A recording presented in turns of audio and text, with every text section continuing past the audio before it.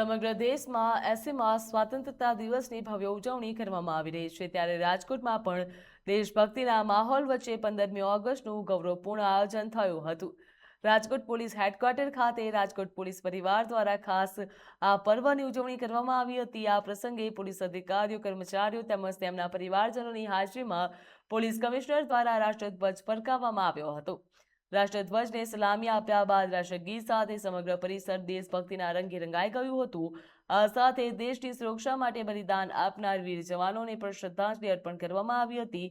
Police જવાનો દ્વારા આકર્ષક અને શિસ્તબદ્ધ પરેડ યોજવામાં આવી હતી। તો આ ઉપરાંત પોલીસ પરિવારના બાળકો અને સભ્યો માટે વિવિધ સાંસ્કૃતિક કાર્યક્રમો, દેશભક્તિ ગીતો, વક્તવ્યોનું આયોજન પણ કરવામાં આવ્યું હતું, જ્યાં પોલીસ કમિશનરે પોલીસ પરિવારને શુભેચ્છાઓ પણ પાઠવતા જણાવ્યું હતું કે દેશની આંતરિક સુરક્ષા જાળવવી એ પોલીસ દળની પ્રાથમિક ફરજ છે।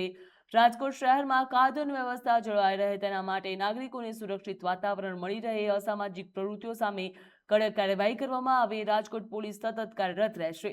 તેમણે શહેરની શાંતિ સુરક્ષા જાળવવા માટે નાગરિકોને પણ સહયોગ આપવા અપીલ કરી હતી, જ્યાં રાજ્યના ગૃહ વિભાગ દ્વારા રાજકોટ શહેરમાં નવા 2 પોલીસ સ્ટેશનોને મંજૂરી પણ આપવામાં આવી છે। વધુ વ્યવસ્થા પણ ગોઠવવામાં આવશે, જ્યાં રાજકોટ ખાતે પણ 15મી ઓગસ્ટની ભવ્ય ઉજવણી કરવામાં આવી હતી। તમામ પોલીસ કર્મચારીઓ પણ આ ઉજવણીમાં હાજર રહ્યા હતા।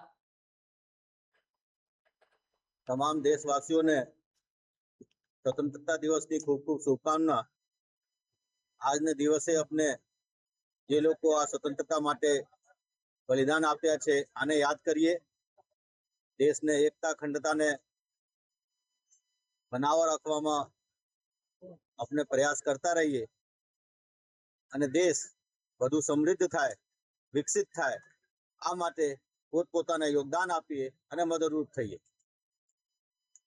રાજકોટ શહેર પોલીસ દ્વારા પણ આજે હેડક્વાર્ટર ખાતે આ પર્વની ઉજવણી આપણે કર્યા હતા।